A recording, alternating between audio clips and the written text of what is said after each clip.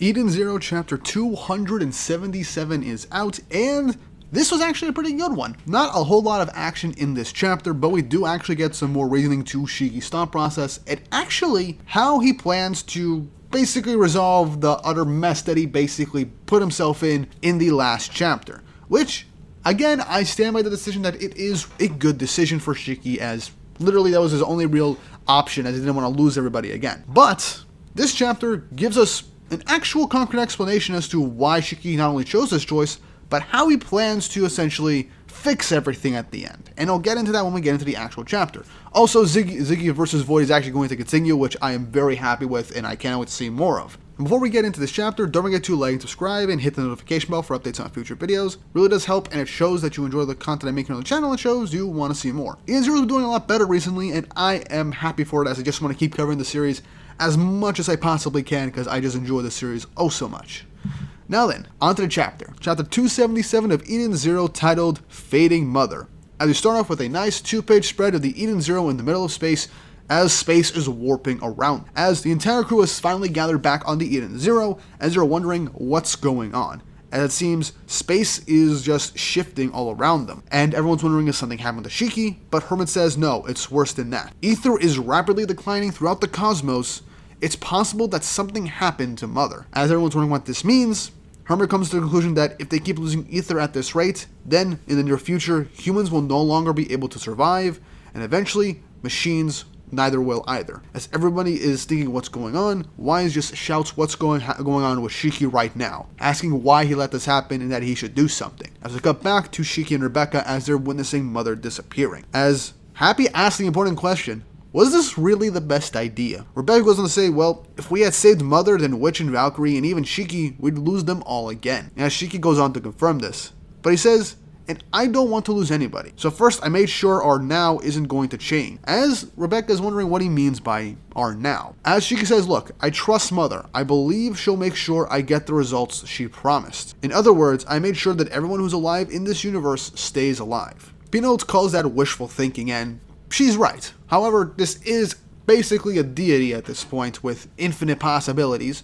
And this universe, everybody that Shiki knows and loves is alive. So right now it's just solidifying the fact that they are in fact alive. But Shiki says, what's wrong with wishful thinking? You got wishes, you still got hope. Because he states, I'm still planning to save Mother too. As Rebecca's like, what now?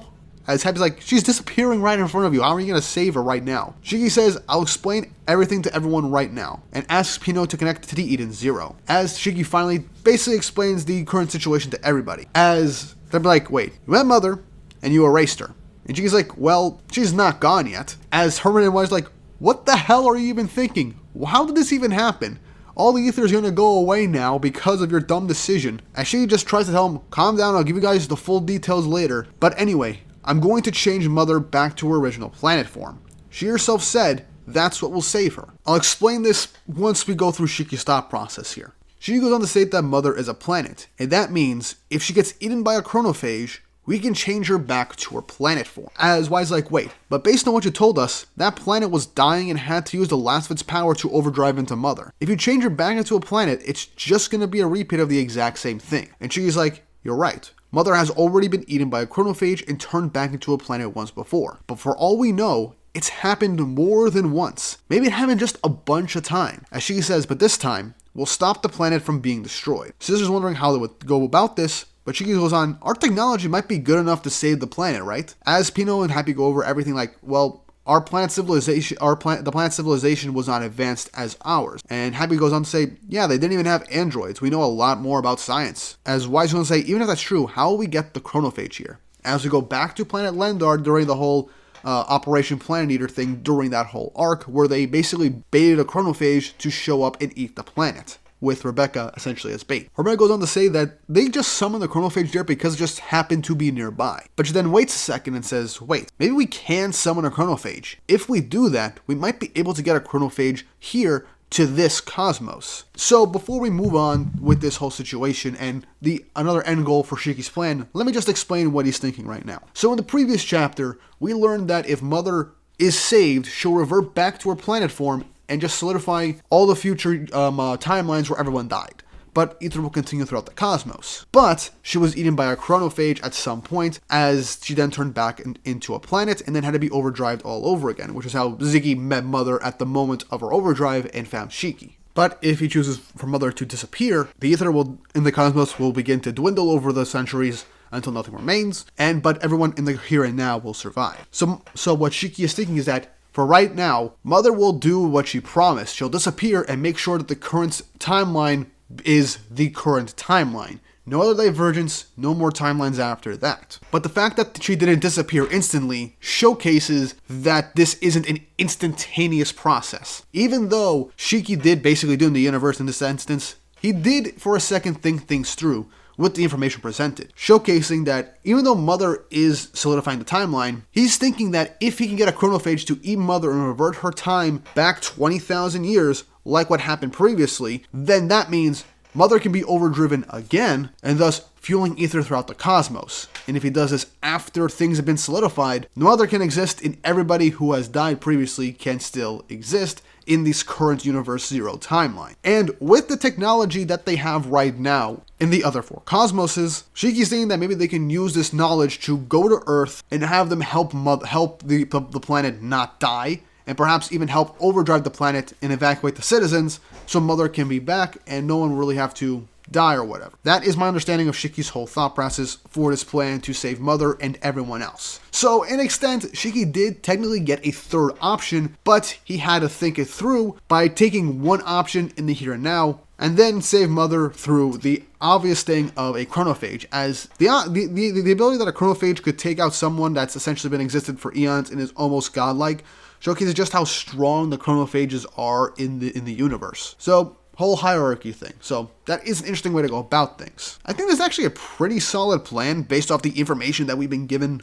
about Mother and the timeline. So this does actually kind of work, but how this will end is going to be what solidifies this as a good decision by Shiki and by Mashima as a whole for the story. But that long tangent aside, let's move back into the chapter, as Shiki has Pino connect him to Ziggy. As I like how the first thing Ziggy says to Shiki is that, "You little brat, did you erase Mother?" But Shiki just says, "Look, she's fading now, but I'm going to save her," and asks Ziggy for a favor. He tells Ziggy to hold Void off just for a bit, to keep him busy. They'll be in trouble if he figures out what they're planning. And he's right. If Void figures out that they're planning to save Mother at the last second, right when the timelines are solidified, and then going to save her and basically promise that the universe won't run out of ether, he's gonna just go ignore Ziggy and kill Mother right then and there. And I guess since Void didn't go after them initially, he had a feeling that Shiki was going to choose to doom Mother and the universe to save his friends. And so that would make it more so leading into the future that he was probably going for. But the second that Shiki asks Ziggy to hold out Void, Ziggy sucker punches Void right in the face, as Ziggy just says, "Oh, nothing could be easier." So Void versus Ziggy is going to continue, and I can't wait to see more of that,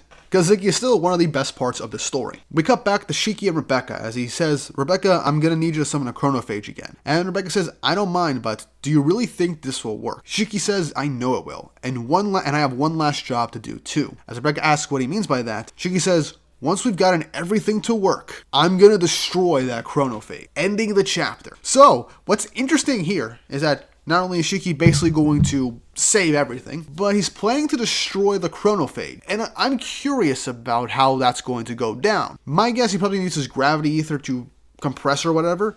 But it'd be interesting if the actual final villain was something that has existed from the very beginning of the story, being the chronophages, something that's been a plague of the universe, just consuming time from multiple planets, and is even a plague onto Mother, the seemingly deity-like being that is in this universe that could grant wishes. So that is an interesting route to go by, and it does tie the chronophages back into the story. And there might be something more with the chronophages in the future. But for now, Shiki has a plan, and it's all consideration a pretty solid one. Have Mother basically start disappearing to solidify the universe's timeline, and before she does, use Rebecca to summon a chronophage and have the chronophage eat Mother's time to revert her back to before she overdriven.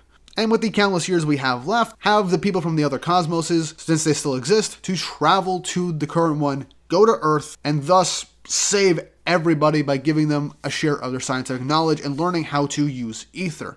That way it saves the planet, and even if they do overdrive Mother to give countless ether to the rest of the cosmoses throughout the entire universe, the people of Earth will most likely be evacuated to some of the other planets in the cosmos. And cherry on top, Shiki will try and destroy the chronophage so it doesn't devour the planet's time of any other place, and so people are just cease to exist. This is actually a pretty interesting route for to go by, and while I do wish there was a bit more glaring consequences, obviously, for Shiki's decision, because this was a big one, doing the universe to save his friends, and I expected more of a vitriolic reaction, but I feel like Mashima is just going along with what he wants to do for the story, and he has a plan for what's going to happen. I feel like we're going to get the whole Shining Stars knowing their origins pretty soon, at some point, and that might be saved towards the end. But my honest thoughts, solid plan, it works, and obviously there's still room for things to go absolutely wrong. But what did you guys think? What are your thoughts on this chapter being 0, and do you think things are going to go as planned, or do you think there's going to be some obvious complications throughout this series? And how do you feel about the decision as a whole? Leave your thoughts and opinions in the comments section down below, and if you haven't already, like and subscribe, hit the notification bell for updates on future videos. Really helps, and it shows you guys enjoy the content I make here on the channel, and shows that you want to see more. And with all that said and done, I hope you all have an awesome day. There's a tale